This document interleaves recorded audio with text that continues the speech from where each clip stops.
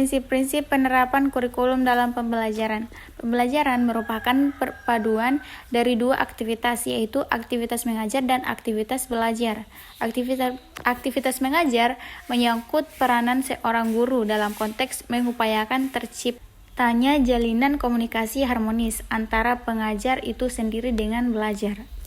Taksonomi tujuan pembelajaran. Tujuan pembelajaran biasanya diarahkan pada salah satu kawasan dari taksonomi.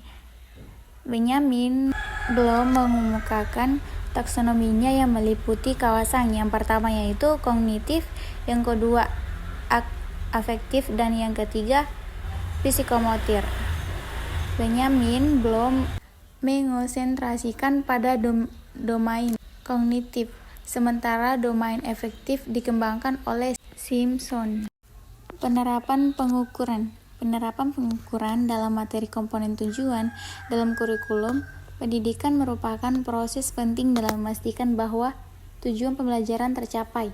Pengukuran dalam konteks ini berfungsi sebagai alat untuk mengevaluasi sejauh mana siswa memahami materi dan mencapai kompetensi yang diharapkan. Taksonomi Merrill. Di atas telah diraikan bahwa domain taksonomi Bloom yang terdiri atas 6 tingkatan untuk mengukur kemampuan siswa. Taksonomi yang tidak kalah pentingnya digunakan untuk mengukur kemampuan seseorang calon belajar adalah taksonomi Mary Robert Gagne tahun 1965. Mempos ulatkan bab tipe berbeda dari domain basil belajar, menghendaki kondisi belajar yang berbeda. CDT diberikan calon usaha untuk menggilarisasikan teori Gagne. Produk pengembangan kurikulum sekolah dasar. Produk kurikulum sekolah dasar adalah berbagai komponen yang dikembangkan untuk mendukung implementasi proses pendidikan yang terstruktur dan terarah. Produk ini menjadi landasan operasional dalam mencapai tujuan pendidikan di tingkat sekolah dasar. Berikut penjelasan mengenai beberapa produk penting dari kurikulum sekolah dasar.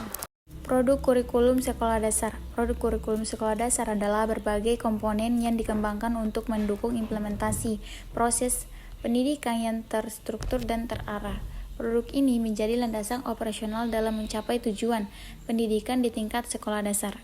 Dokumen kurikulum. Dokumen kurikulum adalah acuan utama bagi para guru dan pendidik dalam menyusun dan melaksanakan kegiatan belajar mengajar. Dokumen ini berisikan panduan yang jelas mengenai standar kompetensi, tujuan pembelajaran, serta struktur pelajaran yang harus disampaikan kepada siswa.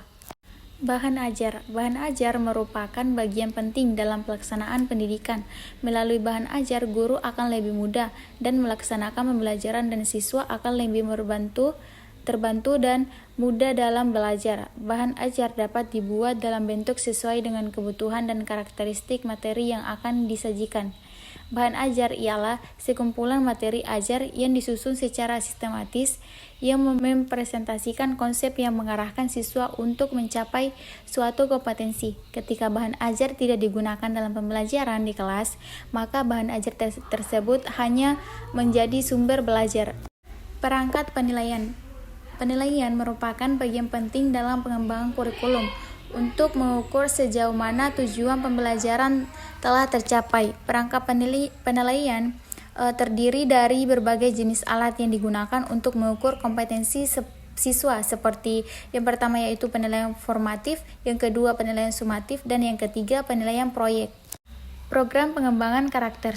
Program pengembangan kurikulum adalah serangkaian langkah dan strategi yang digunakan untuk merancang, menyusun, mengimplementasikan, mengevaluasi, dan memperbarui kurikulum di sebuah lembaga pendidikan. Tujuan utama dari program ini adalah memastikan bahwa kurikulum yang diterapkan relevan dengan kebutuhan zaman, sesuai dengan standar pendidikan, dan mampu mendukung pengembangan kompetensi siswa.